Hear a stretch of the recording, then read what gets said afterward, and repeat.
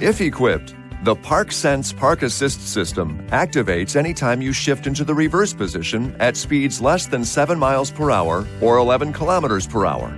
The system uses sensors located in the rear bumper to scan for obstacles behind you. Your vehicle may also be equipped with sensors in the front bumper, in which case this feature will also activate when you shift into drive as well.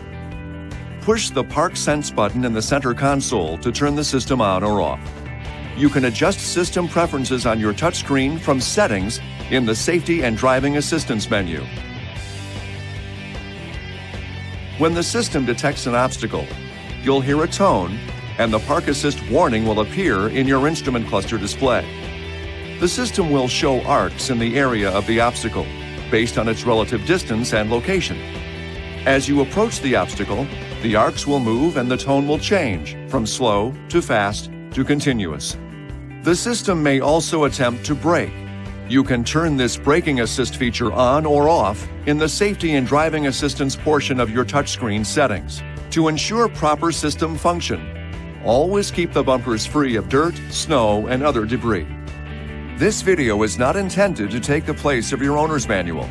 For complete details and other important safety information, please see your owner's information.